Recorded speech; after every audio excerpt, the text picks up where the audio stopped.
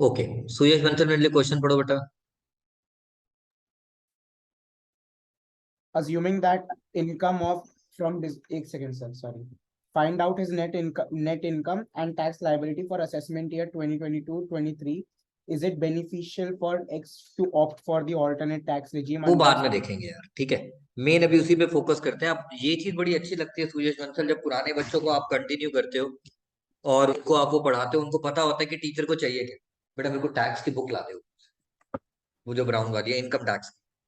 उसमें फायदा क्या होता है, 10 चाइल्ड नोज की सर हमेशा टॉप से क्वेश्चन पढ़ते ही है। बिकॉज मुझे रिक्वायरमेंट से ज्यादा इफेक्ट पड़ता है, यानी अब मुझे बहुत मेहनत करनी है नेट इनकम के लिए। मुझे पांचों हेड्स के बारे में चाहे थोड़ा थोड़ा ही सोचना पड़े, सोचना पड़ेगा। बट सिंस मेरा मेजर डेटा बच्चों सैलरी से नहीं है, हाउस प्रॉपर्टी की मेजर डिटेल दिख रही है, हाउस प्रॉपर्टी की मेजर डिटेल दिख रही है, तो हम हाउस प्रॉपर्टी को पहले सॉल्व करेंगे। एग्जाम में प्रेजेंटेशन कैसे चलती है कार्तिक, आप जरा इधर सर देखना बच्चों। एक मिनट रुक एक जाना बार पुत्र। भी क्या बोला? मैंने बोला बच्चों कि हमारे को मेजर इंफॉर्मेशन हाउस प्रॉपर्टी की है, तो हमारे को हाँ सबसे पहले हाउस प्रॉपर्टी की चीजें सॉल्व करनी है।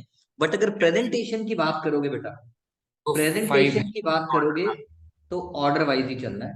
लाइक सब। हमारे इस क्वेश्चन में इनकम फ्रॉम सैलरी नहीं है, यस। फिर आप यहाँ पे लिखोगे income from house. House property. आप सुनते जाना यार, मैं प्रॉपर प्रेजेंटेशन सिखाने जा रहा हूँ।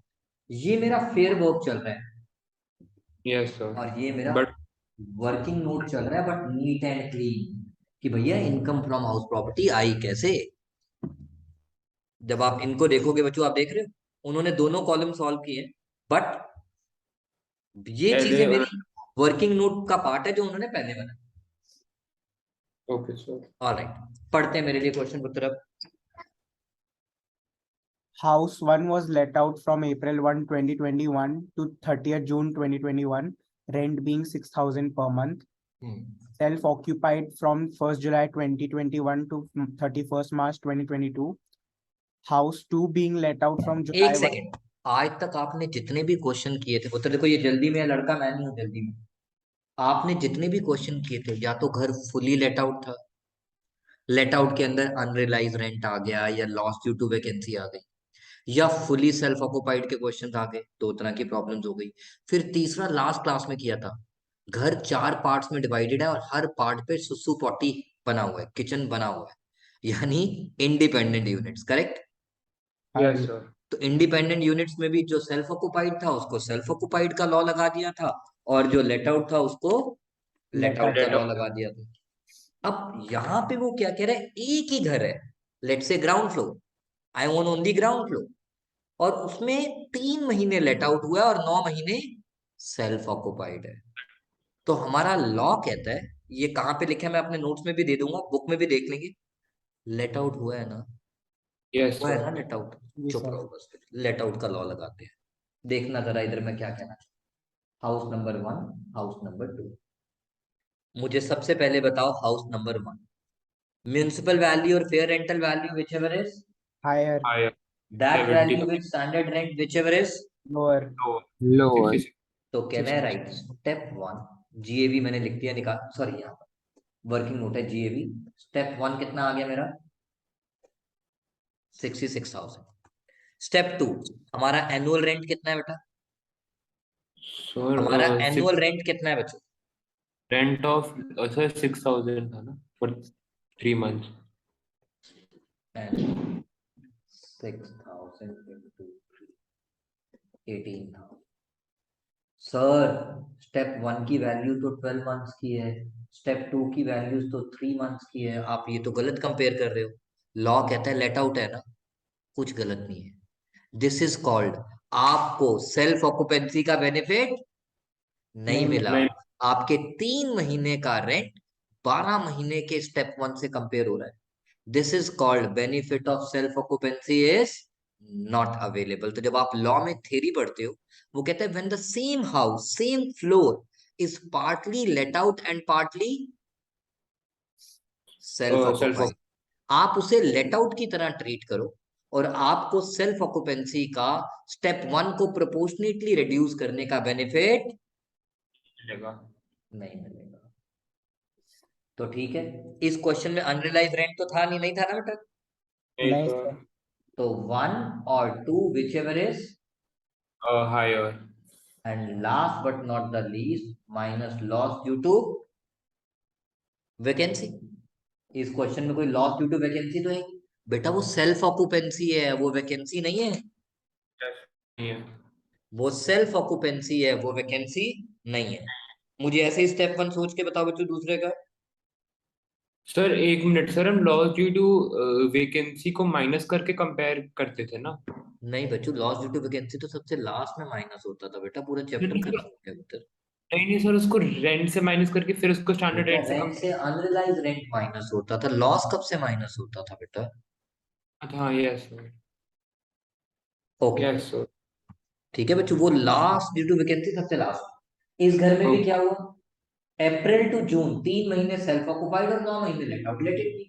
तो दिस और this whichever is higher. Higher. 1 lakh और 110 whichever is lower 1 lakh. Lower. तो आपका स्टेप 1 कितना आ गया पुत्र? 1 lakh. Then rent is for 9 months, हाँ जी सर। जुलाई टू मार्च, 13 निम्मा 117, called 13,000 into 9, this or this whichever is। Higher. Sir आपने बोला नहीं, मतलब सॉरी बेटा, बट मैंने इनडायरेक्टली बोल दिया। इस क्वेश्चन में कहीं पे भी अनरियलाइज रेंट, नहीं नहीं। है। इसीलिए डायरेक्टली मैंने स्टेप 1 और स्टेप 2 को कंपेयर कर दिया। अदरवाइज मेरे सारे बच्चे जानते हैं, अगर गलती से आज ये चैप्टर खत्म हो गया, स्टेप 2 में I always say annual rent minus. वो unrealised rent. Thank you very much. उसके बाद कंपैरिजन होता है 1 और 2 whichever is. Higher. Thank you. Okay, अब लॉस ड्यू टू वैकेंसी इसमें भी नहीं है, तो मेरा जीएवी कितना आ गया उत्तर? 66,000 and minus municipal tax, minus municipal tax. Municipal tax paid, अगर ड्यू लिखा होता तो मैं माइनस नहीं करता, अगर लिखा होता पेड बाय टेनेंट मैं तब भी माइनस। नहीं नहीं करता। Thank you. Is this point clear Kulkarni साहब? यस। कुलकर्णी पापा को मेरी तरफ से सॉरी बोल देना, बट मैं मंडे रात को बहुत लेट आया था और कल बहुत ज्यादा टाइड अप था, इसलिए पापा को मैं रिप्लाई नहीं कर पाया, क्योंकि मेरी वो कुछ क्लासेस कैंसिल का मैं बैकलॉग ले रहा था मतलब। ठीक है, पापा को मेरी तरफ से सॉरी बोल देना बेटा।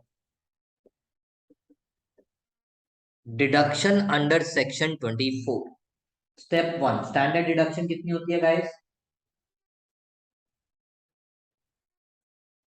30% ऑफ नेट एनुअल वैल्यू। मेरी आवाज आ रही है बच्चों?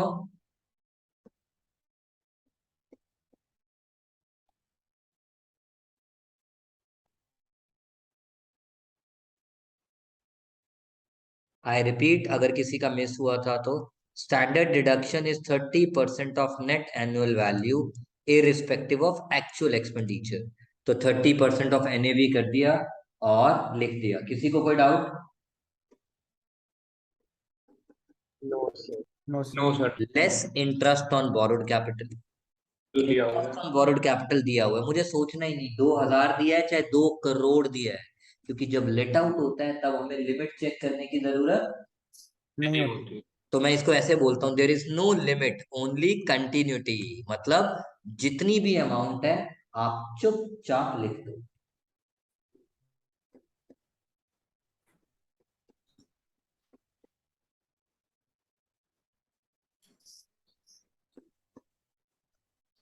ये कितना आ गया बच्चों? सो 37,200। तो हमारी total income from house property कितनी बन गई? 67,200। सी वर्किंग नोट टीचर यहां से देख लेगा। ठीक है बेटा, यस सर। लॉक कर दो। Yes sir. यस ओके, इसके बाद अब हम बात करते हैं, अभी हम रेगुलर टैक्स रेजिम ही कर रहे हैं बच्चों। सर। वैसे एग्जाम में ऑल्टरनेट आते हैं। बच्चों ये पिछले 1 साल से ही आया है, तो अभी पेंडेमिक के टाइम तो इतना उन्होंने गौर नहीं किया, अब कर सकते हैं। ओके, नाउ इसके बाद आगे चलते हैं।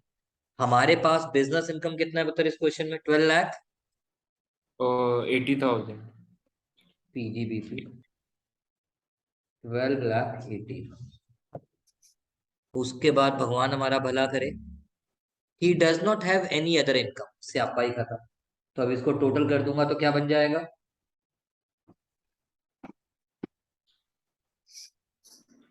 ग्रॉस टोटल इनकम कितना आ गया बच्चों? 13 लाख 47। कोई दिक्कत? No sir. लॉक कर दूं? यस सर, लॉक कर दो। अब इसमें से less deduction under section 80C to 80 you. You. बड़े दिन हो गए मैंने बोला नहीं। 80C plus 80CCC plus 80CCD, ये जब तक डिडक्शन का चैप्टर आएगा ना आपको रट जाएगा बेटा। इन तीनों का मिला के sum total can never exceed 1,50,000। 1,50,000. Thank you. He has deposited 115 ppf public provident fund part of ATC। Reduction मिल गया। अब इधर ध्यान देना बेटा, ऑल्टरनेटिव टैक्स रेजिम। सैलरी में थे बड़े सारे स्यापे कि ये एग्जम्पशन मिलेगी ये नहीं, इसमें तो ऐसा कुछ है ही नहीं, तो दोनों सेम।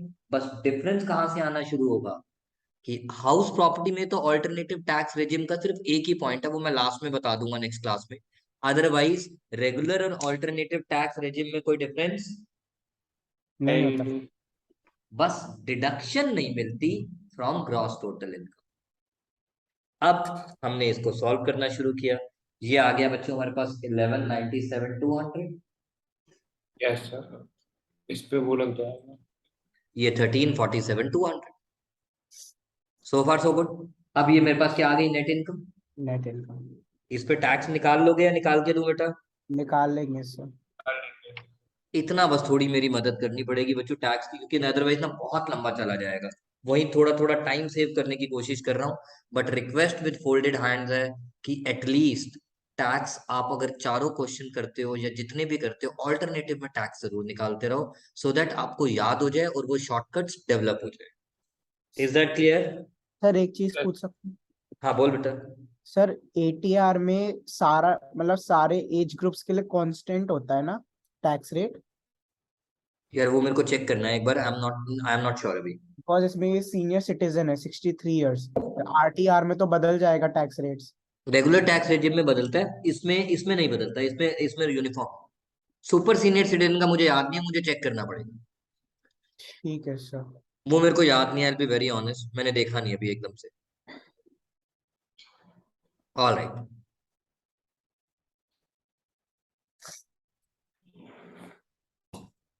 ईमानदारी से क्वेश्चन नंबर 72 P7 पढ़ो। ये क्वेश्चन मुझे बहुत पसंद है फुल फ्लेज के लिए। एक बार आप लोग रीड करो, मैं बस 1 मिनट में वापस आता हूं ना बेटा, ध्यान देना। मतलब मैंने नहीं किया, बाद में जब आप करोगे आपको समझ आ जाएगा। ये देखो क्वेश्चन नंबर 72 P5 है एक। यहाँ क्या लिखा है बच्चों? Let out for, residence, let out for, business. It is not self occupied for business, it is let out for residence. तो लेट आउट आप जिस मर्जी पर्पस के लिए करो, वो उसमें दवा बेचे दारू बेचे, आपको उससे कुछ भी इलीगल नहीं होना चाहिए, लाइसेंस काम होना चाहिए। आपका वो income income from house property कहलाएगा। इसका मतलब ये जो कमर्शियल कॉम्प्लेक्सेस में लोग प्रॉपर्टी ओन करते हैं और लीज पे देते हैं, that also comes under income from. House house property. बस अपने आप बिजनेस नहीं करना चाहिए। तब वो इनकम फ्रॉम हाउस प्रॉपर्टी में नहीं आता। जैसे हमने लास्ट यस क्लास सर। में क्वेश्चन किया भी था, जब आप अपनी हाँ, प्रॉपर्टी में बिजनेस करते हो तो उस प्रॉपर्टी के एक्सपेंसेस आप बिजनेस इनकम से माइनस कर लेते हो, बट उसकी कभी भी income from house property calculate. नहीं कर. Is that point clear? हाँ यस जी. सर। लॉक कर दूं? अब चलते हैं यस आगे सर। बच्चे। नाउ क्वेश्चन कहता है X owns a 10 story commercial complex, it has how many shops, 60 shops and offices rent is, for 44 lakh on approval basis. Accrual basis बोले मुझे उससे फर्क नहीं पड़ता, रेंट है कितना? 44 lakh. Yes sir. Fair rental value thirty 3470. Four lakh 20% municipal tax while balance 80% is paid by. Tenant तो आपको म्युनिसिपल टैक्स की रिडक्शन सिर्फ किस अमाउंट की मिलेगी? The one which is paid by the, SSC the the one owner which is paid by the owner. I तो repeat, 20 the one which is paid by the owner owner. Is that point clear? Yes sir okay, आराम आराम से. Total municipal tax at the rate of 14%, जल्दी मत करना, मैं कुछ सिखाने जा रहा हूँ. At the rate of 14% for previous year amounted to. 5 lakh 46 546. मैंने आपको एक चीज बोली थी before I start this question. Municipal tax, if question is silent, is always calculated as a percentage of. And GAV. Sorry, beta.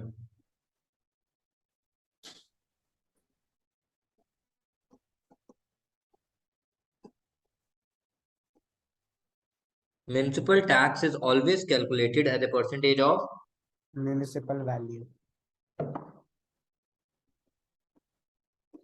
Let the municipal value is X x पे municipal tax overall कितना लगा है? 546. At the rate 14%. is given to me as. तो x कितना है? 39 lakh. Thank you very much. ये निकालना क्यों जरूरी था? क्योंकि बच्चों जब आप स्टेप 1 करते हो तो आप क्या कहते हो? म्युनिसिपल वैल्यू और fair rental value whichever is lower and that whichever is higher. sorry I compared to Municipal value or fair rental value, whichever is higher, that value with standard rent, whichever is lower low. Low. तो now मेरे पास municipal value आ चुकी है. Fair rental value कितनी है? 3470.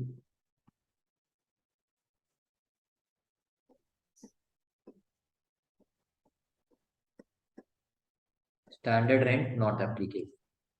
तो हमारा step 1 कितना बन गया?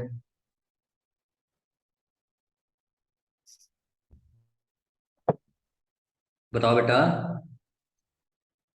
सर हमारा 39 9 लाख हो गया. स्टेप 2 क्या निकालना है हमें? Annual rent. जल्दी मत करो. यहाँ पे तो मुझे एनुअल रेंट कितना दिख रहा है? 44 lakh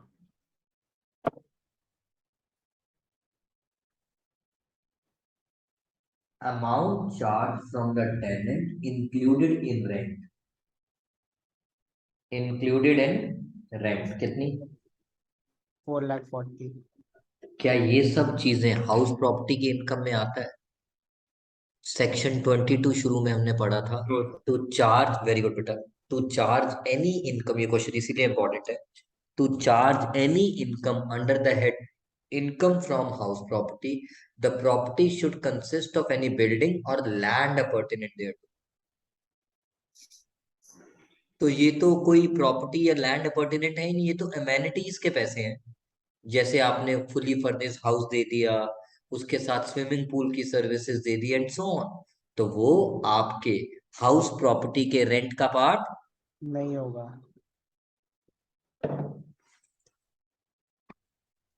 तो जब मैं एनुअल रेंट लिखूंगा तो मैं कितना लिखूंगा? 39,60,000. किसी को कोई डाउट? No doubt sir. किसी को कोई डाउट? नो. अब आगे पढ़ते हैं. क्या पढ़ते हैं? सबको पता है. स्टेप 1. स्टेप 2 में मुझे क्या माइनस करना जरूरी है? unrealized rent unrealised rent.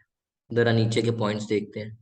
वो तो चार्जेस थे, पैसे देते. Out of the maintenance expenditure payment is made by a bearer cheque.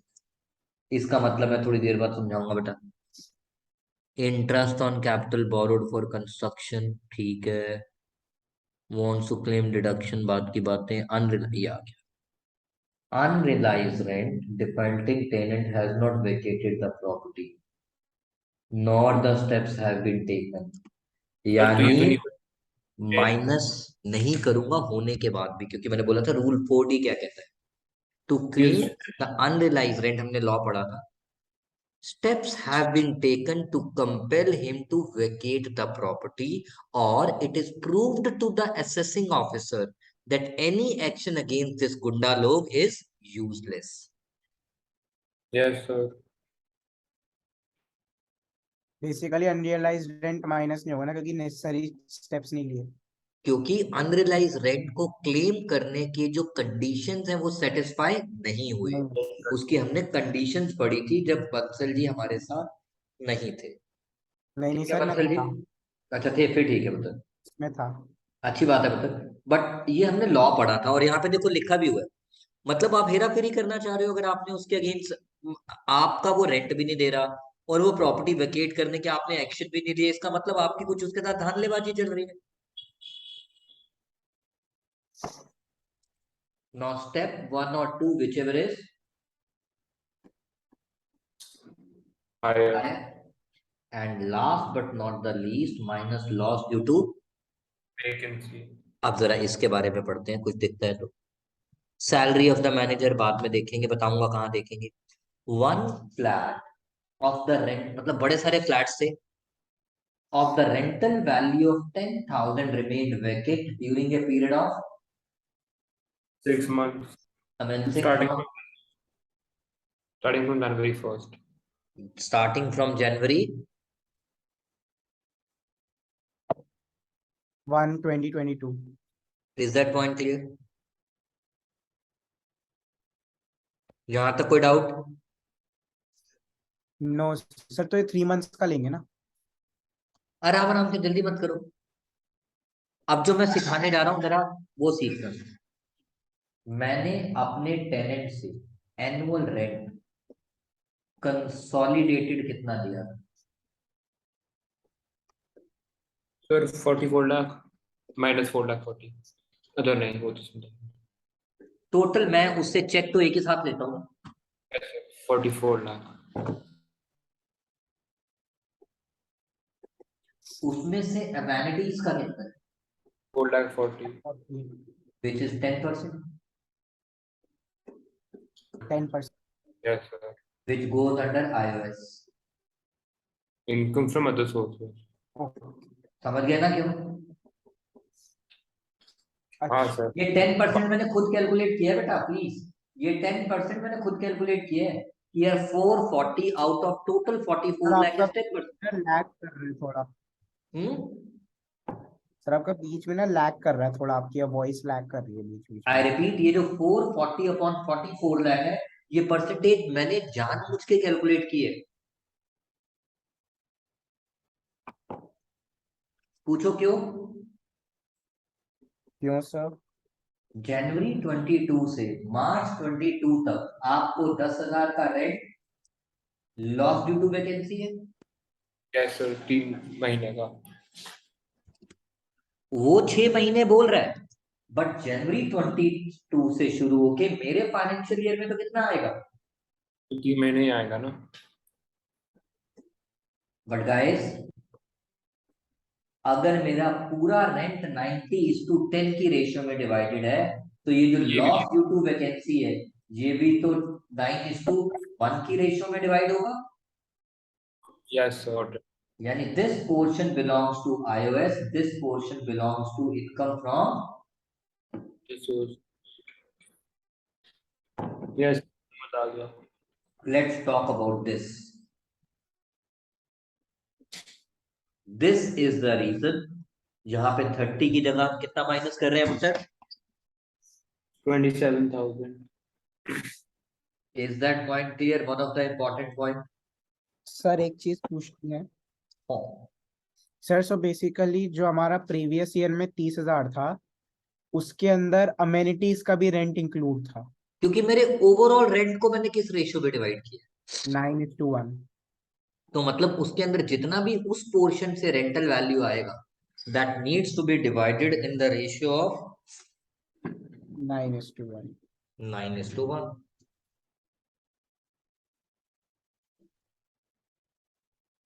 Lock कर दो.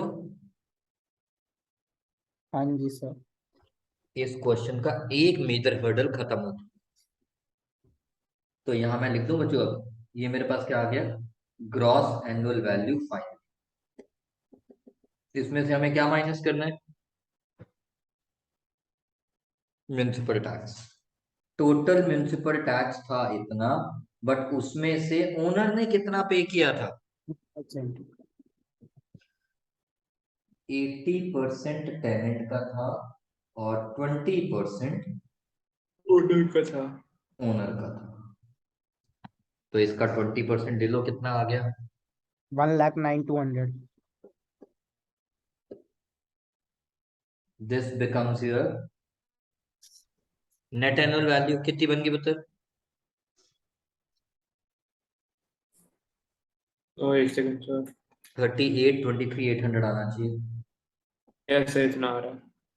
इसमें से अब सबसे पहले क्या माइनस करो, वो standard Standard. Deduction which is 30% of net annual value irrespective of actual expenditure. कैसे? नेक्स्ट, अब इसमें से और क्या माइनस करूं बच्चों, last but not the least, interest on, Borrowed capital. Interest on borrowed capital दिया है, कितना दिया बच्चों, हाँ ये हाँ दिया। सर इंटरेस्ट ये on borrowed capital is 2 lakh. 60,000 for the previous year. तो मेरा प्रीवियस ईयर 21-22 है बच्चों। हाँ यस सर। और जब प्रॉपर्टी लेट आउट है तो मुझे लिमिट से कुछ भी नहीं लेना देना, there is no limit, only continuity. Sir आगे भी कुछ लिखा था ना क्वेश्चन में? नहीं बच्चों, वो नेक्स्ट पॉइंट है, उसका तो मेरे उससे कुछ लेना देना ही नहीं। वो तो आउट अच्छा, ऑफ द आउटस्टैंडिंग लोन इतना remain unpaid wants to claim, उसका मेरे इंटरेस्ट ऑन बोरोड कैपिटल से क्या लेना देना, प्रिंसिपल अमाउंट का बेटा। मैंने वो नहीं पढ़ा सेक्शन 80 ओके सर। डन। हाँ जी सर। आप आराम आराम से, ये मैंने निकाला चीटिंग मार के 24, 16, 6, 6।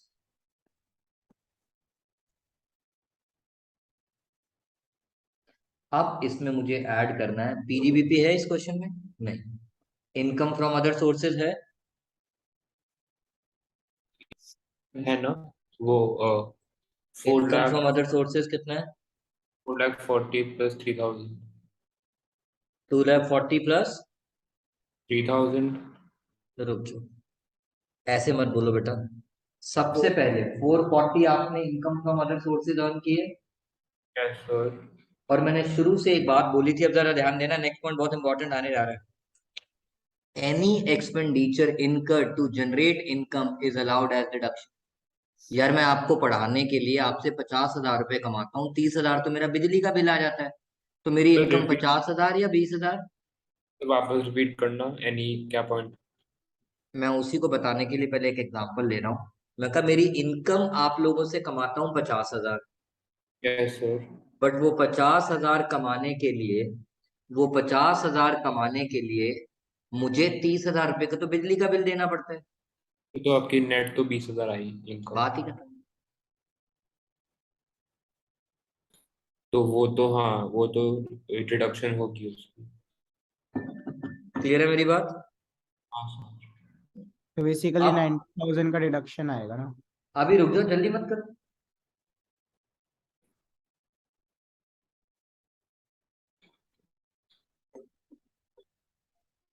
Computation of income from other sources. Other sources, computation of income from other other sources. Sources.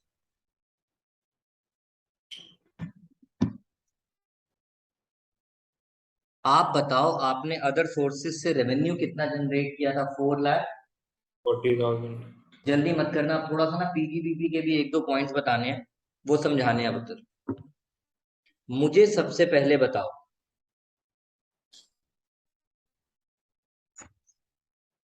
एक मिनट रुकना बेटा।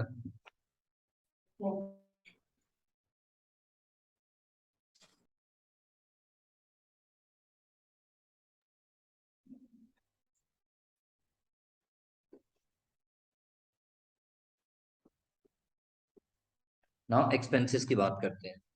आप जरा क्वेश्चन में साथ साथ देखें बच्चों और मुझे बताएं, आपने मेंटेनेंस इंक्लूडिंग डेप्रिसिएशन कितना दिया था, 1 लाख। 24,000। 1,20,000 दिया था। हाँ और उसके लिए उन्होंने कोई स्टार बनाया, देखें स्टार पॉइंट में क्या कह रहे हैं वो। सर, रिपेड का लिखा हुआ है कुछ। Rebate as in. ये लिखा ना, rebate under section 87 is available. वही स्टार पॉइंट है। नहीं नहीं बच्चों, ये वाला स्टार पॉइंट कह रहा हूँ, ये उसने क्या किया। हाँ सर, वही मैं बोल रहा हूँ, पानी उसका तो। उधर उसका पानी आ तो रहा एक। है, आने देना, इधर ट्रांसफर भी होने के साथ। हाँ? एक मिनट। आधा से ज्यादा कर दो। नहीं। स्टार 2। हाँ और बेटा। वो इसलिए क्योंकि वो उससे कम वैल्यू उसने एंकर किया है, वो कहते इसलिए हैं star. Maintenance of lift including depreciation, उस चीज का उसने स्टार बनाया, ठीक है। तो डेप्रिसिएशन तो एक्सपेंस होता ही होता है बेटा। Yes sir. तो मतलब ये स्टार वो मुझे कंफ्यूज करने के लिए। Yes sir. Again extension of water connection including depreciation. Depreciation, तो एक्सपेंस होता ही होता है। हाँ जी सर। नॉन कैश है तो क्या हुआ, पीएनएल में भी तो डेबिट करते थे अगर लेमन सेंस में बिजनेस इनकम पढ़ाऊं तो। Yes sir. ओके। अब बात करते हैं जरा आराम आराम से आगे, जो पॉइंट रह गए थे। Out of the maintenance expenditure of a swimming pool, ₹32,000 is made by a bearer BRH। Check. हमारे बिजनेस इनकम का चैप्टर जो हम नेक्स्ट स्टार्ट करेंगे, हमारा वो कहता है आपको अगर किसी को भी पेमेंट करनी है एक्सीडिंग 20,000, तो वो अकाउंट पे चेक या अकाउंट पे ड्राफ्ट से होनी चाहिए। मोटा मोटा सुन लो बच्चों, इसको पढ़ेंगे डिटेल में वहां पर। आपको, आपने एक्सपेंस पे किया, पीएनएल में डेबिट आप नहीं कर सकते। कब नहीं कर सकते, अगर आपने उसे 20,000 से ज्यादा पे किया है और अकाउंट पे चेक से पे। सर नहीं। वापस करोगे? मैं 10 बार ही करूंगा बेटा, ये पॉइंट मेरे लिए इंपॉर्टेंट है एग्जाम के लिए। यस मैं सर। इसको ऐसे बताता हूँ बेटा, रुको। ये मेरा पीएनएल अकाउंट, मान लो मेरा कोई भी एक्सपेंस है XYZ 20,000 रुपये या लेस देन 20,000 का, कोई दिक्कत नहीं। ओके, मतलब कर दो डेबिट। मेरा एक्सपेंस है लेट से कितना, 25,000 और आपने कैसे पे किया। कैश। लॉ कहता है पे भी किया तब भी पीएनएल में डेबिट नहीं करने दूंगा। एक्सपेंस पे किया है तब भी पीएनएल में डेबिट। नहीं कर सकते। इसका मतलब वो आपको एक्सपेंस अलाउ कर रहा है या डिस अलाउ कर रहा है। डिसअलाउ। इसको कहते हैं एक्सपेंस डिसअलाउड, क्योंकि उसने आपको एक्सपेंस लिखने नहीं दिया, जिसकी वजह से आपके प्रॉफिट। बढ़ गए। सो पीजीबीपी के चैप्टर में मैं एक सेंटेंस बोलता हूँ, वापस बताऊंगा वहां पे भी, दोबारा आज भी बता रहा हूँ। When ever any expense is disallowed, उसकी वजह से मेरे एक्सपेंस कम हो जाते हैं, मतलब मेरा प्रॉफिट। बढ़ जाता है। अब एक सेक्शन 43 है वहां पर, उस 43 सेक्शन में लिखा हुआ है बहुत सारी चीजें, उसमें से एक पॉइंट ऐसा कहता है कि अगर आपने कोई भी एक्सपेंस एक्सीडिंग 20,001, उसके कुछ टैक्स प्लानिंग पॉइंट्स भी हैं वो देख लेंगे, बट अभी लेमन सेंस में बात करें, 20,000 से ऊपर का खर्चा, 20,000 से ऊपर का खर्चा आप कभी भी कैश में पे। नहीं कर सकते। अगर आप पे करोगे चेक से और वो भी अकाउंट पे, अगर आप पे करोगे चेक से और वो भी, अकाउंट में तब आपको पीएनएल में डेबिट करने दिया जाएगा, वरना डेबिट। नहीं करने दिया जाएगा। तो कहना है से हमारे टोटल एक्सपेंसेस कितने हैं,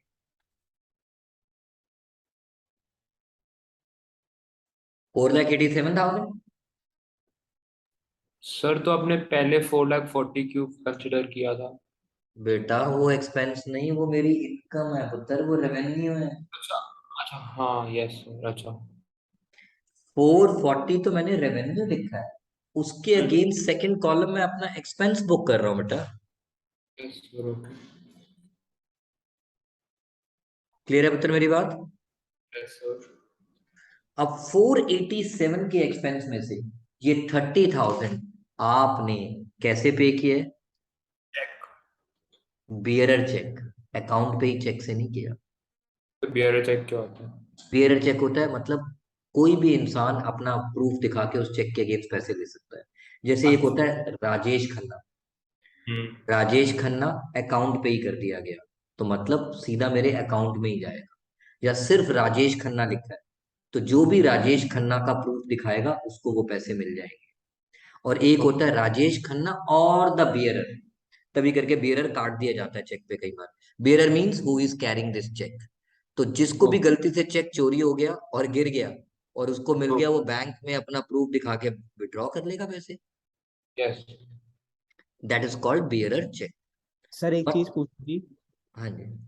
सर ये लिमिट 10,000 की नहीं होती है? नहीं बच्चों, ये वो 10 अलग चीज होती है, उसको भूल जाओ, उसको बीच में मत लाओ। वो पे चेक वाला ही होता है ना, बट। उसको बीच में मत लाओ अभी।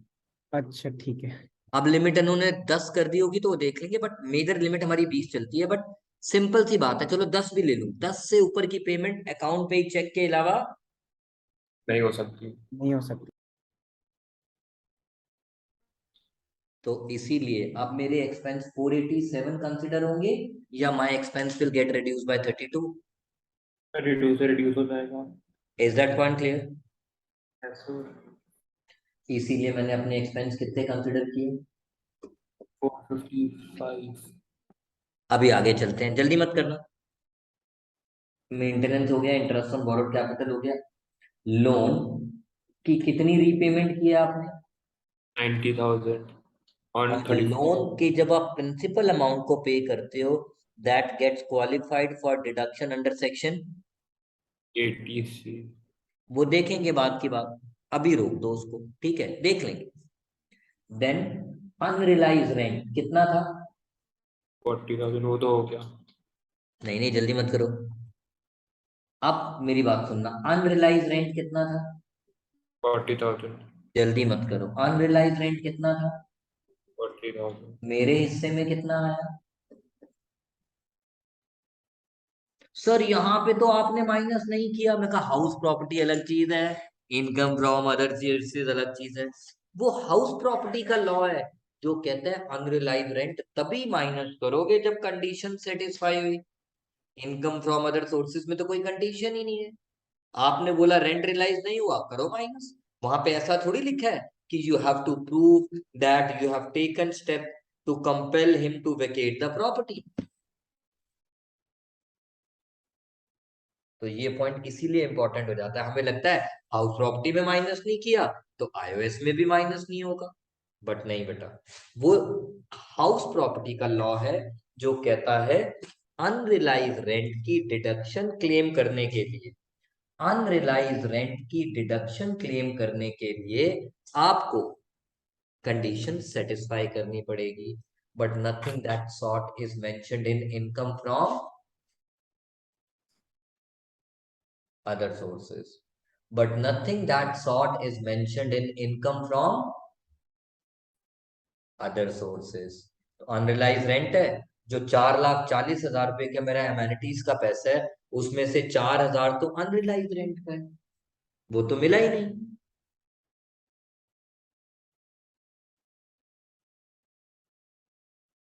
Is that point clear? Yes sir. और अब आगे चलते हैं, जल्दी मत करो।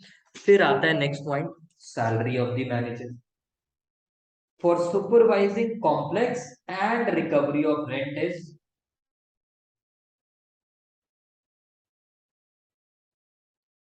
बताओ बेटा। 60,000। 60,000। यहां पर सैलरी ऑफ मैनेजर काउंटेड, नहीं है।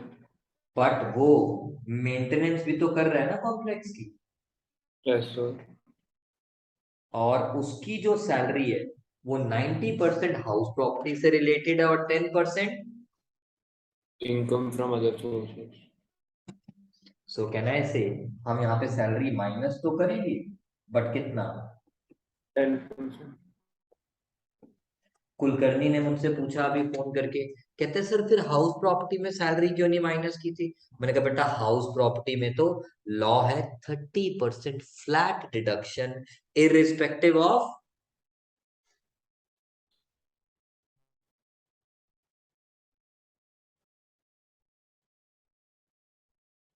बोलो बेटा, इररिस्पेक्टिव ऑफ एक्चुअल एक्सपेंडिचर। तो वहां पे तो एक्चुअल एक्सपेंडिचर से हमें कुछ भी लेना देना नहीं is this point clear? Sir lock yes कर सर दूं? Yes sir then last point तो मेरे बच्चों को मैं पहले ही सिखा चुका था। लॉस ड्यू टू वैकेंसी 30,000 था, वहां 90% लिया था, तो यहाँ कितना? 3000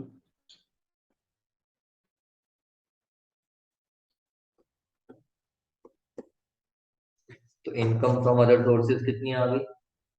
-28,000 रुक जाओ, इसके अलावा एक और भी इनकम फ्रॉम अदर सोर्सेज में था, इन गधों ने दिया हुआ है, मैंने नोटिस किया था। कहाँ गया, कहाँ गया, कहाँ गया? ये रहा बच्चों। He interest on also debenture gets interest on debenture of rupees। 3 lakh so interest on debenture क्या सैलरी का पार्ट है, क्या हाउस प्रॉपर्टी का पार्ट है, क्या पीजीबीपी का पार्ट है? तो किसका पार्ट है? इनकम फ्रॉम, तो इनकम फ्रॉम। अदर सोर्सेज तो 2,72,000 क्योंकि सेट ऑफ अलाउड है, इनडायरेक्टली मैं आपको ये लॉ पढ़ाए जा रहा हूँ। सुयश बिना लॉ समझाए लॉ पढ़ाए जा रहा हूँ।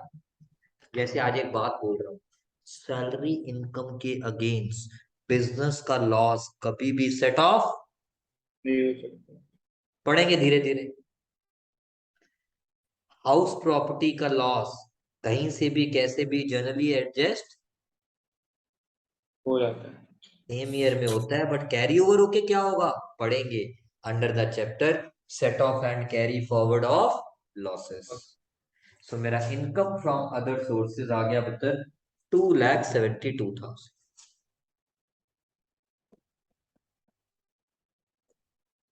और अब इसको टोटल कर दूंगा, which will become my gross total income, which is 26,88,660। 26,88,660। 26,88,660। और इसमें हमें निकालना क्या था? इधर देखो बेटा, सिर्फ नेट इनकम यानी taxable income. Last but not the least, क्या इस क्वेश्चन में कोई डिडक्शन अंडर सेक्शन 80C की बात हुई?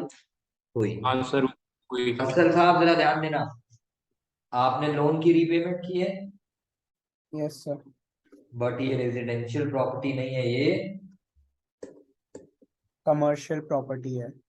और हाउस प्रॉपर्टी का loan interest on borrowed capital, the loan should be taken for residential house property के लिए होना चाहिए, कमर्शियल प्रॉपर्टी के लिए नहीं हो सकता. इसीलिए एटीसी में वो जो 22 पॉइंट दिए हैं, जैसे आज ये पॉइंट मैंने यहाँ बताया, लोन वाला पॉइंट मत दोबारा एक बार देख लो, ताकि वो दिमाग में फिर से घर कर जाए कि हाँ हमें इसकी डिडक्शन नहीं मिलने वाली।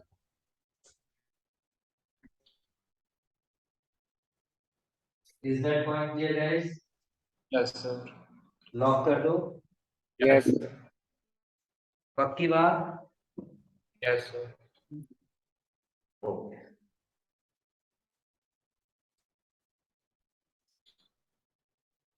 डन। यस सर चलते हैं आगे पुत्र, भगवान हमारा भला करे। All about this question.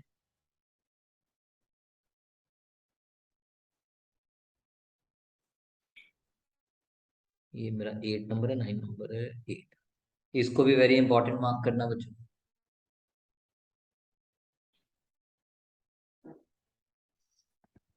अब बड़े ध्यान से सुनना बच्चों, ये लॉ की खतरनाक टैक्स प्लानिंग पहले मैं समझाता हूँ, फिर मैं आपके साथ ये क्वेश्चन देखना चाहूंगा और आपको एक इमेजिनरी सिचुएशन के साथ समझाना चाहूंगा 72 P8 और P9, and then will wind up today's class so that we can start PGPP in the next class. अच्छा गाइस, कल हमारी क्लास शार्प 6 o'clock होगी टिल 7 o'clock फॉर 1 hour, क्योंकि थोड़ी सी फाइट चल रही है अभी, तो हम उसको उस हिसाब से देखेंगे। पहले मैंने सोचा था आज मैं लंबी खींच दूंगा क्लास, बट सिंस अचिंत्य आया नहीं है तो मैं नया चैप्टर स्टार्ट नहीं करना चाहता बच्चों। कल हम 1 घंटे की क्लास करेंगे, तो be on time too, right? Yes sir yes okay, sir अब मेरा पहला सवाल इधर देखना Kartik.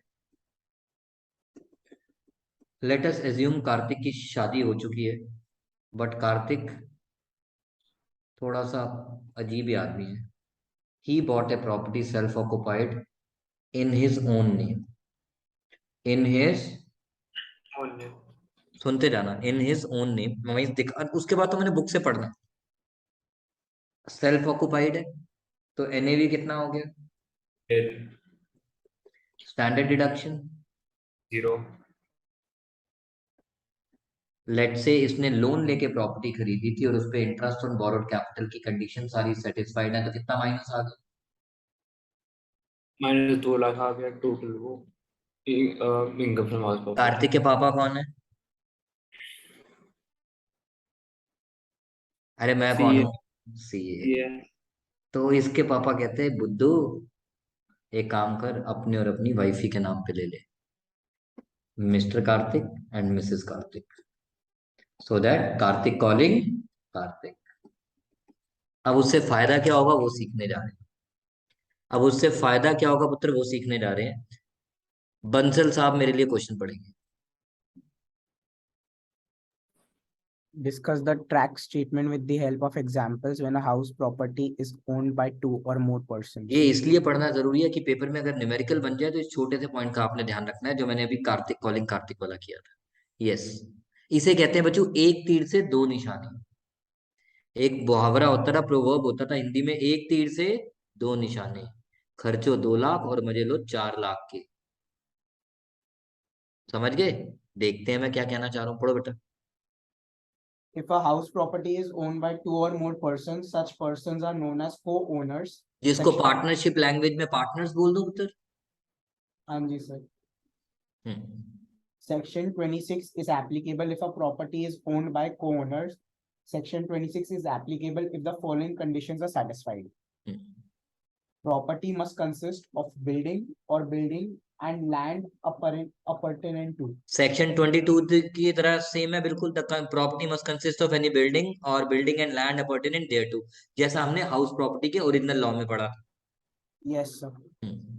If it is owned or deemed to be owned by two or more persons. Yes, owned owner as well as deemed owner वहां पे भी था। Next, The respective shares of the co-owners are definite and ascertainable. यानी जब property register कराई गई उसमें लिख दिया गया प्यार का वादा, आधा आधा या जो भी है। या जो भी है। वाइफ कहती है मैं डोमिनेट करूंगी, ये कहता है तू ले ले यार। इसने 40 रख लिया, उसको 60 दे दिया। ठीक है कार्तिक? यस। आगे चल बच्चों। If these conditions are satisfied, then the share of each co-owner in the income of the property as computed under the head income from house property shall be included in the total income of each such person. दोनों अपनी अगर self occupied property है तो GAV NAV नहीं लिखाएंगे, but जब interest on borrowed capital की बारी आएगी तो 2 लाख को आधा आधा नहीं करेंगे, वो भी 2 लाख क्लेम करेगा और वो भी 2 लाख। और अगर लिमिट 30 की लग रही है तो 30-30।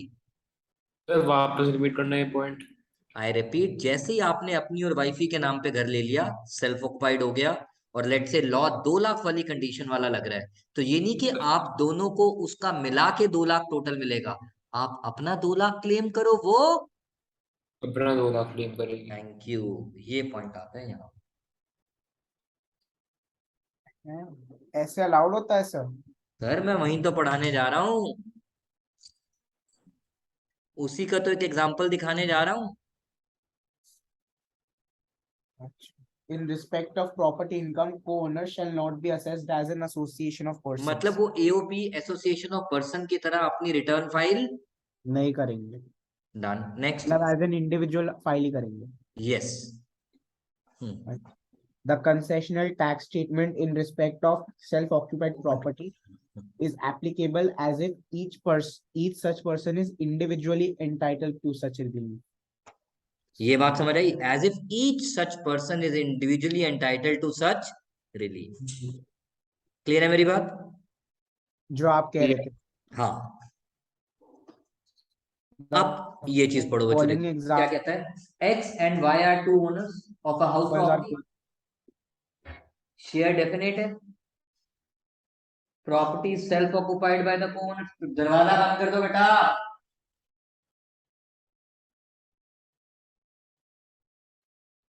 Now, interest on capital borrowed on loan taken on 7th April 1998. On 7th April 1998. यानी इंटरेस्ट ऑन बोरोड कैपिटल कि 2 लाख की लिमिट कब लगती है? When the loan is taken on और आफ्टर 1 अप्रैल? आफ्टर On नहीं a नहीं, इसका मतलब फर्स्ट कंडीशन सेटिस्फाई नहीं हुई। तो इसका मतलब लिमिट 2 लाख वाली लगेगी या 30,000 वाली? सर लैक कर रहा है बहुत। अभी आ रही है आवाज? सर, सर अभी आ रही है। मैंने कहा बच्चों, लिमिट अब 2 लाख वाली लगेगी या 30,000 वाली?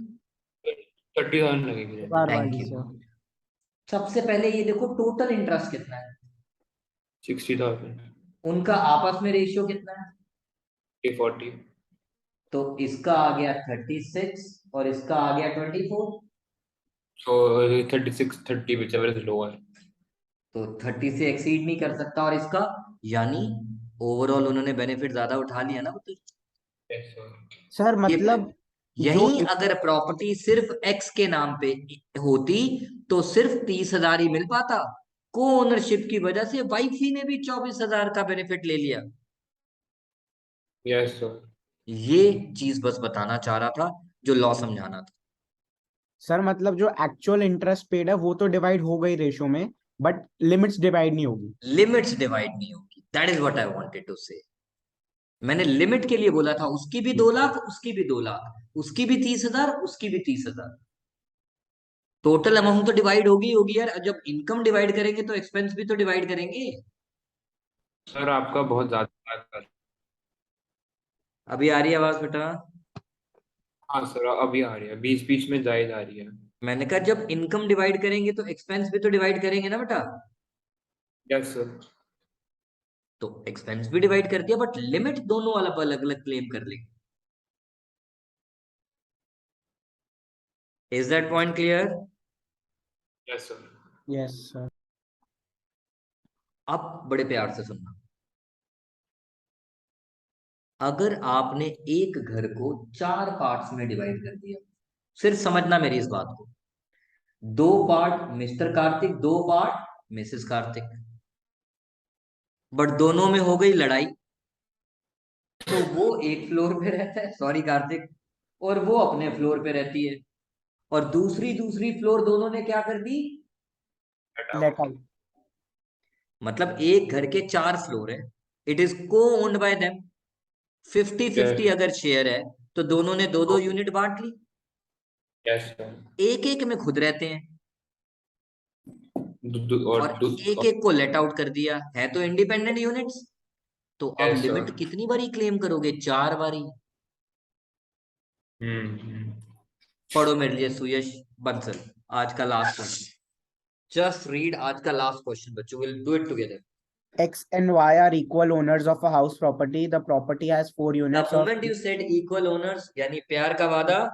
आधा आधा। Done. The property has 4 units of which X and Y each own 2 units. Each of them has let out one of the 2 units on monthly rent of 15,000. Each unit remains vacant for 1 month. रुक जाओ। Each of them has let out one of the, जो मैं आपको कह रहा था, on monthly rent 15,000। Remained vacant for 1 month. 1 month। Please. इस question में municipal value, fair rental value, standard rent है ही नहीं। तो Yes, हायर लोअर हायर सब कुछ ही क्या हो गया? रेंट। paid. मतलब हायर actual लोअर हायर क्या हो गया? Rent, which is 15,000 into 12 12। minus 1. Minus loss due to. 160 वही हो गया, 165 आ गया ना। 160. उन्होंने क्यों डायरेक्टली लिखा, वो समझाने की कोशिश कर रहा हूं बेटा। Is that clear? Yes sir, got it. Yes, हाँ sir. जी। म्युनिसिपल टैक्स को कितने पार्ट्स में डिवाइड करूं? 4. 15-15। सेल्फ ऑक्युपाइड में तो मिलेगा ही नहीं डिडक्शन। हाँ जी sir. Total 15-15-15-15, but self occupied में तो जीएवी क्या सीधा ही एनएवी नील होता है। Yes sir. स्टैंडर्ड डिडक्शन आ गई। हम्म। अब लास्ट पॉइंट, इसको जरा डिवाइड करो 4 पार्ट्स में।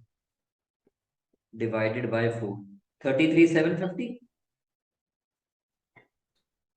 Yes sir. लेट आउट में कोई लिमिट नहीं होती, हाँ सर, तो फिर जो, हाँ, तो लेट उस पे आउट में 30, कोई लिमिट हेल्प नहीं होती, नहीं होती। और सेल्फ ऑक्युपाइड में रेस्ट्रिक्टेड टू 30,000। 30। आपने अलग लिया, बीवी ने अलग लिया, वाइफ ने। हाँ जी sir. This is called tax planning पुत्र। हाँ जी सर, गॉट इट। एक क्वेश्चन लिखो घर से होमवर्क के लिए, ऑलराइट सर। एक क्वेश्चन लिखो बेटा घर से होमवर्क के लिए। You just yes have to sir. Calculate GAV from okay. This question जो मैं देने जा रहा हूँ। Municipal value 2 lakh, fair rental value 3 lakh, standard rent 4 lakh, annual rent, sorry, rent per month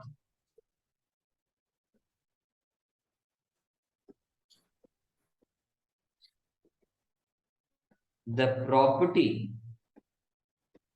is purchased by Mr. X on 1st June 20 and remained vacant for 1 month. ये आपने मेरे लिए घर से करके आना, ये ओके। आपने मेरे लिए घर से करके आना। Okay sir. Sir done. Late हुआ है ना? हाँ, लेट आउट तो हुआ है। रिमेन्ड वैकेंट फॉर 1 मंथ का मतलब क्या है? Remaining month it has remained vacant, it has been let out. Yes. Done. Yes sir, done. Sir बच्चों आज नया कर नहीं सकते शुरू, बिकॉज अचिंत्य है नहीं, तो मैं नया चैप्टर स्टार्ट नहीं करना चाहता हूँ। कल हम स्टार्ट कर देंगे नया चैप्टर पीजीबीपी, उसके बेसिक्स के साथ। Okay sir. Alright guys, bye bye. Bye sir. Bye sir. Bye बतर। Bye sir. बाय बतर।